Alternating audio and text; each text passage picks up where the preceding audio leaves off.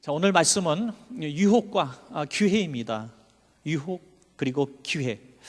여러분, 유혹하고 기회라는 말은 사실 이렇게 붙여서 쓰기는 좀 곤란한 부분이 많죠. 유혹이라고 하는 말은 그 정의를 보면은 나쁜 길로 꿰다 하는 뜻을 가지고 있습니다. 나쁜 길로 넘어가도록 꼬이는 것을 유혹이라고 하죠. 그래서 유혹이라고 하는 것은 그 결과가 매우 나쁩니다. 그래서 결과가 나쁘면은 그 유혹에 빠져서 내가 이렇게 고통을 받았다고 이렇게 얘기를 하게 돼 있죠. 그러나 기회라고 하는 것은 그 결과가 대부분 좋은 것을 뜻할 때 사용하는 것입니다. 그래서 기회를 잘 잡아라 이렇게 말하지요. 그런데 희한한 것은 이 결과가 좋은 기회를 잘 잡으라고 우리 삶에 돕는 사람이 그렇게 많지 않다는 겁니다. 오히려 기회가 생길 때 그 기회를 빼앗아 가려고 하는 사람들이 주변에 있을 뿐이지 그 기회를 잡으라고 도와주는 사람이 그다지 많지가 않다는 것이 문제입니다. 그래서 우리는 이 유혹에는 잘 빠지고 후회스러운 삶을 참 많이 경험하지만은 우리가 인생의 그 절호의 기회를 내가 잡았다고 그래서 복을 받았다고 간증할 만한 일들은 우리 인생에 그다지 많지가 않은 것 같습니다, 여러분. 그런데 희한한 것은 저는 이 유혹과 기회가 양면성이 있는 것을 보았습니다. 우리가 평생 살면서 하나님, 내가 악의 유혹에 빠지지 않게 해달라는 기도는 굉장히 훌륭한 기도입니다. 그것은 유혹이 없게 해달라는 기도와는 전혀 다르다는 사실을 여러분 기억하셔야 됩니다. 유혹은 반드시 있는데 유혹에 빠지지 않게 해달라고 기도하는 것이죠. 유혹에 넘어가지 않게 해달라는 것입니다. 이것은 시험이 없는 삶을 위해서 기도하는 것이 아니라 시험을 이길 힘을 달라고 기도하는 것과 마찬가지입니다. 여러분, 이 유혹과 기회가 양면성이 있다고 하는 말씀은 유혹을 이기면 그 이후에 유혹이 있기 전에 생각할 수 없었던 복이 있기 때문에 유혹이 찾아왔을 때, 다시 말해서 시험이 왔을 때 우리가 유혹을 잘 말씀대로 극복하고 견뎌내고 이기면 그 이후에 유혹이 있기 이전에 상상할 수 없었던 축복을 잡는 기회가 되기 때문이죠. 그러니까 우리가 유혹을 바라볼 때, 나를 넘어지게 하고 고통을 주는 유혹과 시험이 다가올 때 그 유혹 뒤에 감춰진 하나님의 축복을 바라볼 수 있는 눈이 열리는 사람만이 유혹이 오는 것을 통해서, 시험이 오는 것을 통해서 하나님이 내게 복 주시는 기회라고 생각하는 그 눈이 열릴 줄로 믿습니다, 여러분. 이게 열려야 된다고 하는 것이죠.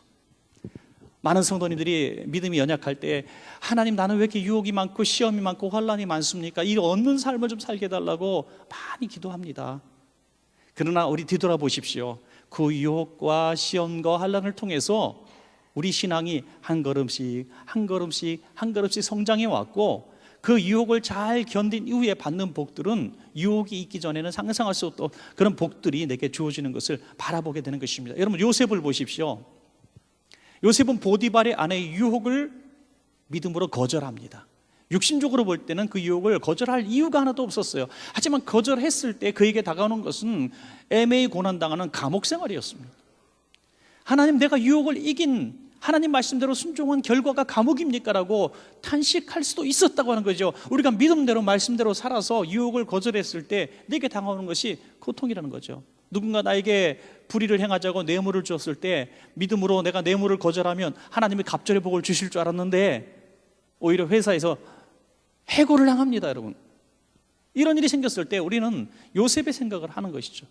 그러나 여러분, 그 유혹을 거절해서 고통을 잠시 받는 것 같았지만 그가 감옥으로 들어감으로 말미암아 왕을 만나게 되었고 총리가 된 것을 믿으시기 바랍니다. 이것이 유혹 뒤에 감춰진 축복의 기회였다는 것이죠. 예수님도 40일 금식 기도하고 난 다음에 마귀가 유혹을 하죠. 육신의 배고픔을 채우라는 떡을 가지고 이제 유혹을 하고 높은 곳에서 뛰어내리라는 명예심을 자극하고 또 세계 만방을 보여주면서 내게 절하면 모든 것을 주겠다는 물질과 권력에 대한 욕구를 심겨 줍니다. 유혹합니다. 그러나 예수님께서 말씀으로 이 유혹들을 대적하고 물리치실 때에 비로소 예수님께서 천국 복음을 증거하실 수 있는 권세를 얻게 된 것입니다, 여러분. 여러분, 바울과 실라도 마찬가지입니다.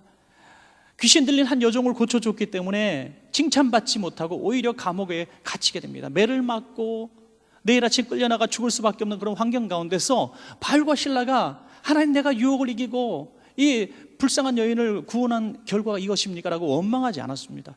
원망하고 싶은 유혹이 확 왔을 거예요. 하나님, 내가 예수 잘 믿은 결과가 이겁니까? 내가 주일 성수하고 그래도 봉사한다고 봉사했고 손끝이 다 닳도록 내가 여러 가지 봉사를 했는데 하나님 다가오는 결론이 이겁니까? 라고 우리가 슬퍼할 수도 있습니다. 이번에 명절에도 갔을 때 다른 집들은 잘 사는데 안 믿는 집들은 자식들은 학교도 잘 가는데 우리 믿는 자의 자식이 제일 안 되고 우리 집이 제일 가난해. 여러분, 우리 육신적으로 보면은 원망이 나올 만한 것이죠. 하나님 좀 너무하신 거 아닙니까? 그러나 여러분, 이런 원망할 만한 상황 가운데서 우리는 오늘 말씀을 한번 생각해 보시면서 이것 원망하고 싶은 유혹이 왔을 때 어떻게 이기는 것인가? 이것은 내가 이것을 잘 유혹을 극복하고 원망하고 싶은 유혹을 극복하면 하나님이 비로소 내게 예비하신 축복의 문을 열어주실 것이다 하는 것이죠. 그 고비를 넘겨야 된다는 겁니다. 바울과 실라가 그 고비를 어떻게 넘깁니까? 기도와 찬송으로 넘긴 줄로 믿으시기 바랍니다. 기도와 찬송을 하니 옥문이 열리고 간수장의 마음이 열리고 복음화의 문이 열렸다고 하는 것입니다. 여러분, 이처럼 유혹은 우리를 망하게 하고 거절하면 우리를 고난 속에 빠뜨리는 것 같지만은 그 유혹을 잘 우리가 대하고 처리하면 우리에게 축복의 기회가 된다는 것입니다. 여러분, 오늘 말씀을 통해서 여러분들에게 다가오고 있는 유혹과 시험, 환난이 무엇인지 저는 모르겠지만 이 부분들을 바라보시면서 이것이 분명히 축복의 기회가 될 수 있는 유혹이라고 여겨지신다면 오늘 말씀처럼 한번 잘 대적해 보셔서 그 유혹이 오히려 여러분에게 복의 기회가 되는 아름다운 결과가 여러분 삶에 있기를 주의 이름으로 간절히 축복합니다. 여러분, 오늘 다윗이라고 하는 사람은 여러분 잘 아실 겁니다. 목동의 시절에 이 전쟁터에 가 있는 형님들에게 심부름을 갔다가 우연히 골리앗을 만나게 되는 것이죠. 골리앗이 하나님과 이스라엘을 모욕하고 저주하는 것을 보면서 견딜 수 없어서 나가서 싸웁니다. 얼마나 군사가 없었으면 전쟁터에 심부름한 소년 목동이 갑옷도 맞지 않는 사람이 전쟁터에 나가는 것을 허락하겠습니까?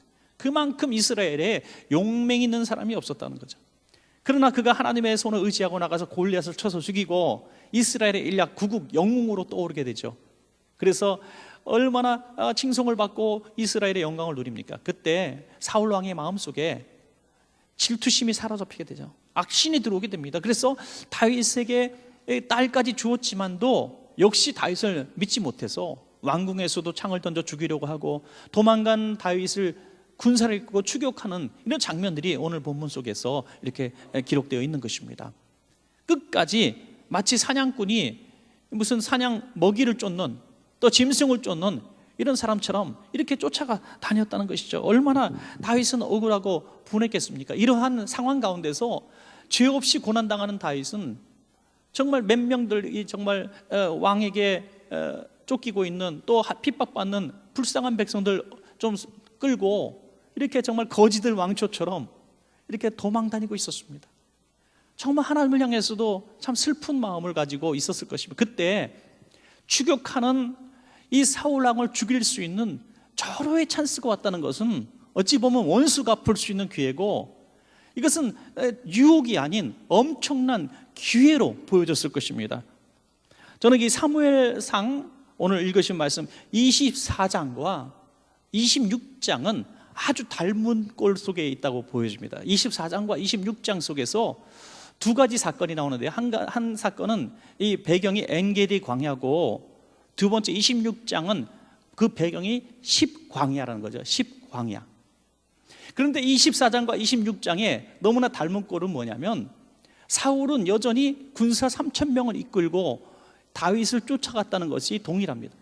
이 사울에게 이 3,000명이라는 의미는 어찌 보면은 자기의 어떤 친위대 그룹이었던 것 같습니다. 어쨌든 이 3,000명을 이끌고 두 번 반복해서 똑같이 추격을 하는데 공교롭게도 24장과 26장에 동일하게 다윗이 사울을 죽일 수 있는 절호의 기회를 만났다는 거죠. 두 번 연속으로 말이에요. 오늘 함께 읽으신 말씀 그 24장의 부분이었죠.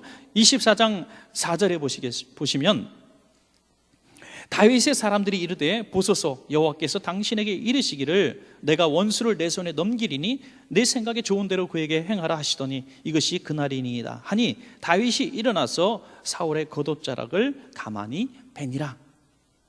이제 이 다윗 일행이 깊은 굴 속에 이렇게 숨어 있는데, 아니 사울이 혼자서 이렇게 들어오는 거예요. 왜 혼자 들어왔겠습니까? 뒤를 보러 들어왔다. 뒤를 보러. 성경은 참 점잖아요. 그렇죠? 뒤를 보러 들어왔습니다. 뒤를 보러 들어오는데 군사를 이끌고 올 수가 없죠. 그래서 아무도 없다고 생각한 굴 속에 들어와서 뒤를 보는데, 그 자리에 다윗과 그 용사들이 있었다는 거예요. 그래서 오늘 함께 읽으신 말씀처럼 여호와께서 당신에게 원수 갚을 기회를 주셨습니다 라고 얘기합니다. 여호와께서, 그것도 예언대로 내 원수를 내 손에 넘기리니 하신 말씀을 오늘 이루게 하셨습니다. 여러분, 누가 봐도 이것은 정말 하나님이 주신 기회라고 보여질 것입니다. 제가 만약에 이런 상황에 있어도 정말 이거 하나님의 뜻인가 보다. 내가 저 원수를 당장 쳐서 죽이고 내가 이스라엘 왕이 되겠다, 도탄에 빠진 백성을 구원하겠다라는 이 대의명분까지 그럴듯하게 있지 않았습니까? 이 사울이 얼마나 잔인하게 통치를 했습니까, 여러분? 심지어 다윗을 숨겨뒀다는 명목하에 제사장을 85명이나 집단 학살을 하는 끔찍한 왕이었습니다. 아들도 죽이려고 했고, 정말 잔인하기 짝이 없는 이 국정을 다 내팽개치고 이 죄 없는 다윗을 쫓는데 자기 시간을 낭비하는 정말 형편없는 왕이었습니다. 그러나 다윗은 가만히 그의 옷자락을 베는 것으로, 아마 그가 정말 딴청을 펴고 있었는지 아니면 잠시 거기서 낮잠을 좀 잤는지 모르겠지만 겉옷을 살짝 벨 정도로 그는 깨닫지 못하고 있었습니다. 여러분, 이런 일이 있은 다음에 또 26장에서도 동일한 상황이 있죠. 이제 올해 사무엘이 죽고 난 다음에 또 사울이 다시 다윗을 추격하는 마음이 또 생깁니다. 그래서 또 추격하게 됩니다. 이제 광야에 한 길가에 진을 쳐놓고 이제 그 진에서 이제 사울 왕이 잠시 또 잠을 자는데, 희한한 것은 낮잠 자는 시간인지 병사들이 주변에 많이 있었지만 하나같이 다 낮잠을 자고 있었던 것이죠. 그때 다윗이 요압의 동생인 아비새를 데리고 몰래 적진 속에 들어가서 그 사울 왕이 자는 모습을 바로 옆에서 볼 수가 있었습니다. 그때 아비새가 한 말이 사무엘상 26장 8절에 있습니다. 아비새가 다윗에게 이르되 하나님이 오늘 당신의 원수를 당신의 손에 넘기셨나이다. 그러므로 청하노니 내가 창으로 그를 찔러서 단번에 땅에 꽂게 하소서. 내가 그를 2번 찌를 것이 없으리이다. 아비새가 한 말이 이전에 24장에서 엔게디 광야에서 다윗의 백성들이 했던 말과 똑같은 것입니다. 하나님이 원수 갚을 수 있는 기회를 주셨습니다. 여러분, 2번 다 24장에서도 26장에서도 다윗의 사람들이 똑같이 얘기합니다. 여호와께서, 하나님께서 당신에게 원수 갚을 기회를 주셨습니다. 기회라고 얘기합니다. 정말 절호의 찬스라고 얘기합니다. 누가 봐도 기회요, 찬스였습니다. 그러나 다윗만 이것을 기회로 보지 않고 유혹으로 봤다는 사실입니다. 여러분, 이것을 기회로 보는 것이 일반적인 우리 모두의 생각인데 다윗은 유혹으로 봤어요. 도대체 다윗의 분별력이 어디서 왔을까? 이 다윗의 통찰력이 어디서 왔을까? 우리는 너무나 놀라울 따름입니다. 그래서 24장에서는 이 사울의 옷자락을 베었지만 26장에서는 이 사울 곁에 있었던 창과 물병만 가지고 와서 이것을 보여줍니다. 그리고도 마음이 아파해요. 오늘 26장 12절 끝에 보니까 이는 여호와께서 그들을 깊이 잠들게 하셨으므로 그들이 다 잠들어 있었기 때문이다. 이게 하나님께서 그들을 다 재우셨어요. 깨닫지 못하게 하셨어요. 옷자락을 벨 때도, 물병을 갖고 오고 창을 갖고 올 때도 다 잠들게 하셨어요. 어찌 보면 완벽한 하나님이 주신 기회처럼 보이지 않습니까? 왜 잠들게 하셨을까요? 죽이라고. 죽여도 모르게, 지도새도 모르게 죽이라고 잠들게 하신 것처럼 보이잖아요. 그러나 세상 사람들이 볼 때 그렇게 판단했지만 다윗은 이렇게 판단한 겁니다. 내가 그렇게 들어가서 물병과 창을 들고 나올 때도, 옷자락을 벨 때도 그가 깨지 않았던 것은 하나님께서 그를 깨우지 않으셨기 때문에 그가 깨지 않았다고 생각한 겁니다. 만약에 여러분 그가 깼다고 생각해 보십시오. 다윗과 사울이 칼부림을 했을 것이고, 옷자락을 벨 때 칼을 들고 옷자락을 베는 사람을 누가 자기를 죽이는 사람으로 보지 않겠습니까? 칼싸움에서 죽게 될 겁니다. 또 적진 한가운데서 들어가 있는 다윗의 일행이 들어갔을 때 그가 깨어났다면 사울을 죽이든지 자기가 죽든지 했을 거 아니겠습니까? 다윗은 그것을 동일한 사건을 두고 하나님의 뜻이 다름을 발견하는 눈이 있었다는 것이죠. 사랑하는 여러분, 오늘 우리가 배우고자 하는 것은 이겁니다. 저는 유혹인가 기회인가, 우리 삶에 맞닥뜨린 모든 우리가 행할 수 있는 찬스들을 유혹이냐, 나를 망하게 하는 유혹이냐, 하나님이 정말로 내게 진 기회냐 하는 것들을 분별할 수 있는 눈이 우리 사랑하는 온천가족 모두에게 다윗과 같이 열리시기를 간절히 축원합니다. 여러분, 이거 열려야 된다고 하는 거예요. 그래야 유혹은 대적하고 거절하고 기회는 잡을 수 있는 우리가 생기는 것입니다. 그래서 저는 4장과 26절을 하나로 보고 한 묶음으로 보고 같이 이렇게 보니까 동일한 결과가 나오는데, 그럼 우리가 결론적으로 그럼 우리는 그 통찰력을 어디서 배울 수 있을까? 다윗에게 배워야 되는데 저는 딱 두 가지를 봤습니다. 우리 그 두 가지를 우리 마음속에 본론과 결론으로 생각해 보도록 하겠습니다. 유혹을 기회로 만드는 비결.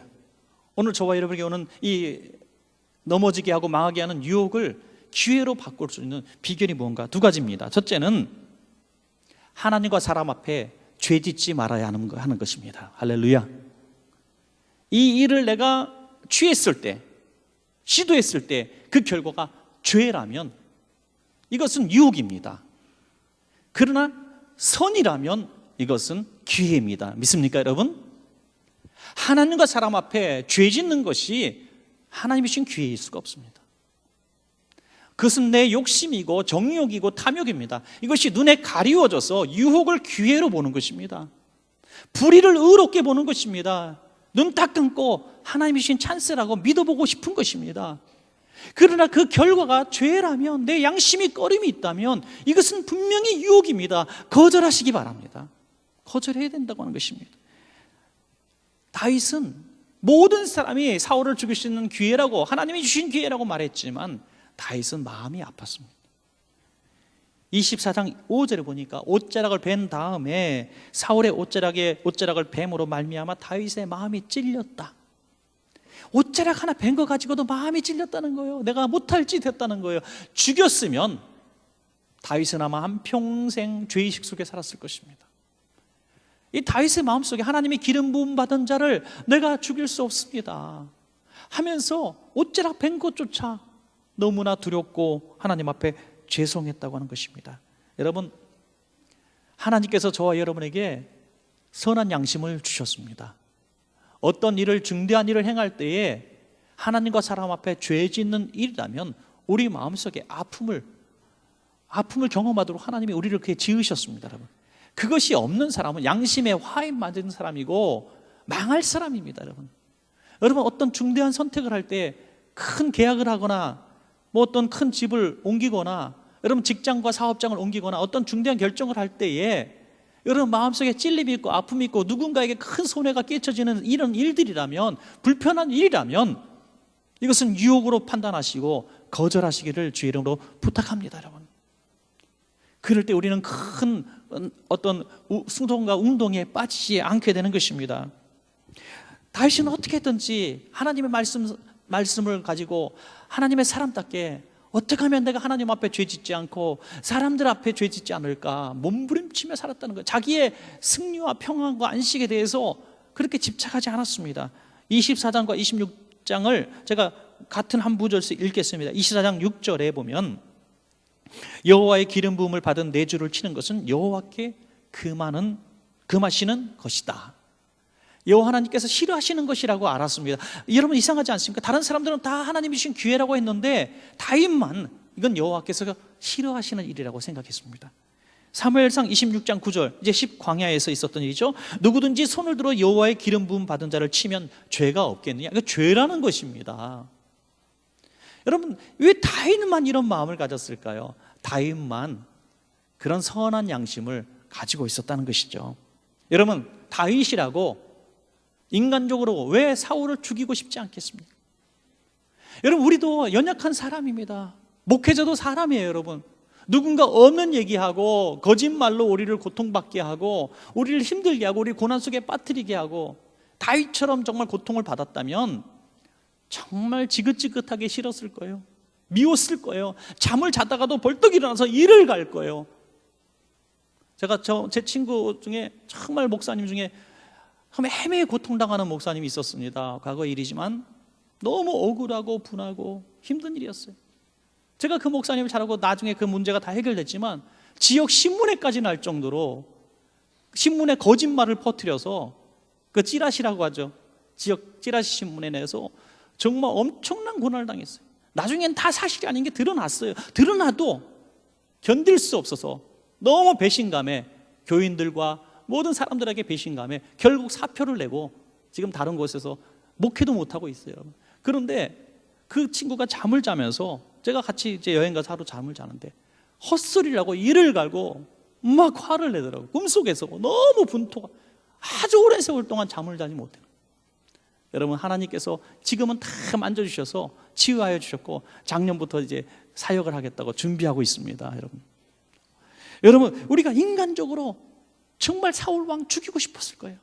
제가 다윗한테 살짝 물어봐서 설교 준비하면서 사울 정말 죽이고 싶은 거죠? 그랬더니 죽이고 싶었대, 자기도. 예. 그러니까 제 생각에 사울 진짜 지긋지긋한 놈 아닙니까? 이게 인간이 아니에요. 그런데도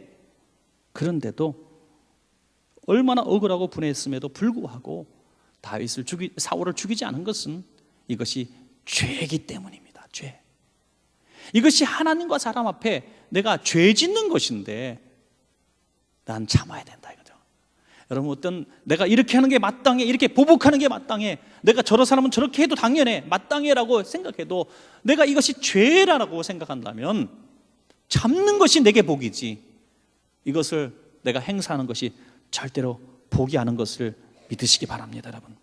그래서 당당하게 다윗이 사울에게 나는 죄가 없습니다라고 24장과 26장에 두 번 자기의 무죄를 호소합니다. 24장 11절에 보면 왕은 내 생명을 찾아 헤아려 하시나 나는 왕에게 범죄한 일이 없나이다. 또 26장 18절에 내가 무엇을 하였으며 내 손에 무슨 악이 있나이까? 나 죄 짓지 않았습니다. 난 악이 없습니다. 만약에 다윗이 사울을 죽였더라면 후대가 다윗을 왕을 죽인 죄인으로 역적으로 기록할 것입니다. 그러나 다윗은 끝까지 죄를 짓지 않았습니다. 손에 피를 묻히지 않았어요. 그래서 하나님께서 죄 짓지 않으려고 몸부림치는 다윗을 결국 승리자로 우뚝 세워주신 줄로 믿습니다, 여러분. 2013년에 미국 캔사스시에서 있었던 일인데요, 빌리라고 하는 사람이 노숙자로서 구걸을 하고 있었습니다. 그때 사라라고 하는 여인이 지나가다가 너무나 불쌍해서 동전 지갑을 열습니다. 여자들은 다 동전 지갑이 있잖아요. 동전 지갑 열어서 그냥 대차게 확 쏟아부었어요. 동전이 좀 한가득 있었던 것 같아요. 쏟아붓고 동전을 다 주고 갔어요. 집에 가서 뒤지다 보니까 불싸, 거기에 약혼 반지가 있었던 거예요. 약혼 반지. 너무나 놀라서 뛰어가 보니 노숙자는 없는 거예요. 그 시간에 노숙자는 어디가 있었냐면 금은방에가 있었습니다. 야, 정말 귀한 거 반지 같은데 이거 한번 내가 진짜인가 가짜인가 확인해 보러 갔더니 이 반지는 그 당시 2014년 당시 당장 내가 4,000불을 줄 테니 팔라고 했답니다. 그러니까 한 480만 원 우리 돈으로 지금 당장 500만 원 돈 줄 테니까 팔라고 얘기하더라고요. 고가의 반지였습니다. 그러나 빌리는 다시 그 반지를 가지고 나옵니다. 곰곰이 생각합니다. 이것은 절대로 구걸한 것이 아니, 내게 준 것이 아니라 실수로 준 것이라는 것은 누구나 알 수 있는 일이었습니다. 다음 날 아니나 다를까 사라가 찾아옵니다. 그럴 때 곱게 간직하던 반지를 돌려줍니다. 이것은 당신에게 소중한 반지일 것 같아서, 실수로 나에게 준 것 같아서 제가 간직하고 있었습니다 하면서 돌려주었습니다. 이게 노숙자로서 할 일입니까? 노숙자 체면이지? 네. 노숙자의 체면이 있지 어떻게 그거를 돌려줍니까? 너무나 고마운 사라는 이것을 세상에 알렸고 이 빌리를 돕기 위한 모금 활동을 시작했는데 2억 3천만 원이 모였습니다. 480만 원을 유혹을 거절하니 2억 3천만 원이 생겼어요. 누가 바보입니까? 그러나 이 유혹을 거절해 보지 못했으면 이 축복의 기회라는 것은 누구도 알 길이 없는 것이었습니다. 그러나 유혹을 거절하고 난 이후에야 이것이 축복의 2억 3천만 원을 받을 수 있는 기회였다는 사실을 세상이 알게 된 것입니다. 할렐루야. 저는 그렇습니다. 이 땅에서 눈에 보이는 작은 유혹들이 수없이 많지만 그 유혹을 내가 하나님 앞에 사람 앞에 죄짓지 않으려고 몸부림치며 내가 그것을 거절했을 때 그것이 기회였다는 것이 발견되는 것이지, 유혹 올 때마다 취하는 사람들은 자기가 가장 선한 결정, 똑똑한 결정을 내렸다고 생각하는 바보 중에 바보인 것입니다. 사랑하는 여러분, 유혹이냐 기회인가 얻을 수 있는 굉장히 중요한 잣대, 내 신앙의 양심에 찔림이 있을 땐 유혹이고 기쁨이 있을 땐 기회인 줄로 믿으시기 바랍니다. 마지막 두 번째, 유혹과 기회를 우리가 분별할 수 있는 지혜는 모든 일의 심판자는 하나님이시라는 사실을 믿는 것입니다. 여러분, 심판자는 하나님이시다, 이것을 믿을 때 우리는 유혹과 기회를 분별할 수가 있는 것입니다. 엔게디 광야에서의 24장 12절 말씀입니다.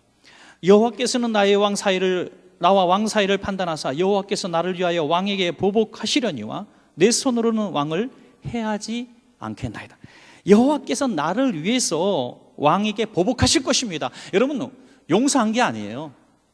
자기가 누구라고 누구의 죄를 용서하겠습니까? 왕이 범죄했기 때문에 하나님이 마땅히 왕에게 보복하실 것입니다. 그러나 나는 죄짓지 않겠습니다. 또 사무엘상 26장 10광야에서의 사건이죠. 다윗이 또 이르되 여호와께서 살아계심을 두고 맹세하노니 여호와께서 그를 치시리니 혹은 죽을 날이 일거나 또는 전장에 나가서 망하리라. 이 말대로 전장터에서 자살로 마감하고 말았던 것입니다. 여호와께서 그를 치시리니. 사랑하는 여러분, 누가 더 강한 사람입니까? 다윗이 더 강한 사람. 용서는 강한 사람이 하는 겁니다. 사랑하는 여러분, 우리 신앙생활 하다가 너무나 억울하고 분해서 이걸 다 그냥 요즘 말로 막 까발리고 폭로하고 전화통 붙들어서 나의 무죄함을 알리고 많은 사람들에게 그 사람이 얼마나 악하고 못된 사람인가를 다 천지에 밝혀서 정의가 드러나게 하고 싶지만, 이런 일들이 결국 하나님이 하실 일들을 내가 침범하고 있다는 사실을 아셔야 합니다. 우리는 모든 것을 다 보고 아시는 하나님을 신뢰해야 될 줄로 믿습니다. 여러분, 이렇게 그때 너무나 억울하고 분하면 이를 꽉 물고 눈물 한 방울 뚝 떨어뜨리면서 하늘을 향해서 이렇게 말씀하십시오. 하나님 아시죠? 하나님 보셨죠? 그러면 됩니다. 할렐루야. 우리가 교회 안에서 왜 수많은 교회들이 깨어지고 상처 있고 망가지고 병듭니까? 정의를 위해서요? 하나님의 영광을 위해서요? 거짓말이에요. 다 자기의 유익을 위해서, 자기의 무지함을 변론하기 위해서, 자기가 승리하기 위해서 싸우는 거예요. 여러분, 그래서 우리가 망가지고 깨어지고 피차에 물고 멸망하는 것입니다. 심판자는 하나님이시기 때문에 하나님을 두려워하시기 바랍니다. 하나님을 두려워하는 거예요. 사울을 살려준 다윗이 결국 죽었습니까? 아니에요. 사울이 죽고 다윗은 이전에도 없고 이후에도 없는 왕이 된 줄로 믿습니다. 여러분, 사울은 이 다윗의 인격 앞에, 신앙 앞에 굴복한 어린아이처럼 되고 맙니다. 그래서 다윗이 자기를 살려줬을 때 사울은 이렇게 고백합니다. 사무엘상 24장 20절에 보라, 나는 내가 반드시 왕이 될 것을 알고 이스라엘 나라가 내 손에 견고히 설 것을 내가 안다. 여러분, 이것이 멋진 최후의 승리가 아니고 무엇이겠습니까? 여러분, 복수는, 특별히 믿는 자끼리의 복수는, 보복은 하나님의 손에 맡겨야 합니다. 하나님께서 갚아주실 날이 있기 때문에 나도 하나님의 심판을 받을까 두려워해야 되는 것이 당연한 것입니다. 로마서 12장 19절에 내 사랑하는 자들아, 너희가 친히 원수를 갚지 말고 하나님의 진노하심에 맡기라. 기록되었을 때 원수 갚는 것이 내게 있으니 내가 갚으리라고 주께서 말씀하시니라. 아멘. 한 가지 외화만 드리고 말씀을 맺겠습니다. 정말 힘든 시기를 여러 번 주님을 떠나고 싶은, 또 목회를 그만두고 싶었던 유혹을 이기고 꾸준히 하나님 앞에 엎드려 승리한 한 사람의 이야기입니다. 5월 달에도 저희 교회 오셔서, 우리 교회 오셔서 말씀을 주실 텐데요, 안산에 있는 그 빛나교회를 담임하시는 유재명 목사님이란 분이에요. 우리 교단 목사님이고 또 가깝게 또 알 수 있는 목사님입니다. 이 목사님은 경기도 안산에서 지하에서 개척하신 분이에요. 아주 조그맣게 개척하시다가 이제 교회가 조금 어느 정도 부흥을 해서 뭐 한 25년 전, 30년 전 얘기니까요, 조금 부흥해서 상가로 옮겼다가 또 교인들이 늘어서 이제 건축을 꿈을 꾸게 됩니다. 그래서 인근에 있는 그때로선 상상할 수 없었던 큰 땅 600평 땅을 이제 계약을 하고 돈을 지불을 했는데, 이 땅을 판 사람이 사기꾼이었습니다. 똑같은 땅을 두 교회에 동시에 팔았어요. 이중 계약을 한 거예요. 그러니 두 교회가 계약서 둘 다 들고 왔는데 똑같은 계약서예요. 이거 어떻게 합니까, 여러분? 그 사람은 도망가서 찾을 길이 없고, 먹튀죠, 먹튀. 먹고 도망갔어요. 똑같은 땅을 두 사람이 팔았어요. 두 사람이 샀어요. 두 교회가 샀어요. 그래서 두 교회가 법정에서 누구 땅이냐, 누가 먼저 계약했냐, 누구 얼마씩 나눠 가지고 전쟁을 하게 생긴 거예요. 법정 전쟁. 끊임없이 오랜 시간 동안 전쟁을 하게 생긴 거예요. 이 모든 일을 파악한 유재명 목사님은 기도하는 중에 이것은 세상의 조롱거리고 우리의 잘못이고 또 하나님 기뻐하지 않는 일이라고 생각을 해서 전 교인이 반대함에도 불구하고 그때 돈 8억 원을 그대로 양보합니다, 여러분. 그래서 그 교회에 그대로 넘겨주게 되는 거죠. 그리고 그렇게 힘들게 모았던 돈 8억을, 헌금을 일순간에 날립니다. 여러분, 이쯤 되면 어떨까요? 제가 만약 그런 일을 저질렀다면 여러분들이 어떻게 저를 생각할지 모르겠지만, 야, 이거 이제 투표하자, 저 문 목사 보내야 되는지 말아야 되는지 투표하자, 아마 그랬을 수도 있을 것 같아요. 그러나 그런 상황 가운데서도 어쨌든 교인들은 다시 힘을 합쳐 다시 기도를 하며 또 땅을 구합니다. 여러분, 그런데 얼마 지나지 않아서 또 한 번 시험이 오는데, 교회 수양회를 가려고 배 타고 답사 가다가 남자 집사님 6명이 배가 뒤집혀서 6명이 전부 익사를 합니다. 여러분, 교회에서 주축돌이 된 재정 집사님을 비롯해서 교회의 인물 6명이 한꺼번에 다 물에 빠져 죽고 말았어요. 한 명이 아니라 6명이. 장례식 날 장례차 6대가 가는데 기절을 동네가 난리가 났죠. 그리고 이 어려운 상황 가운데서 돌아가신 재정부장 자리를 또 다른 안수 집사님을 세웠는데 이분이 6개월 만에 교통사고로 또 죽어요. 이게 무슨 저주받은 교회입니까?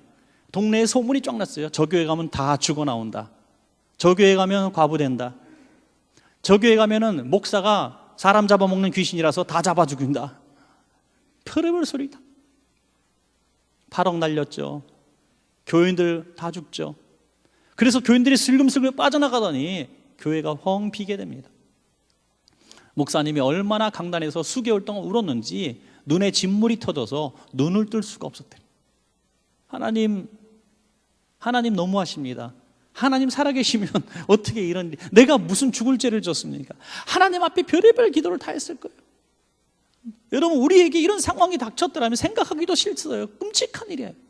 어떻게 하나님의 일을 우리가 분별하고 하나님의 뜻을 알고 우리가 그 문제를 극복할 힘이 우리에게 남아있겠습니까? 기도하다가 지쳐서 쓰러지고 하는데, 한 번은 교인이 왔다가 기도하면 뭐해? 하고 소리치고 교회를 떠나더래요. 기도하고 있는 자기를 보면서. 가슴에 못이 박히는 말을 하고 교인들은 다 떠나가 버립니다.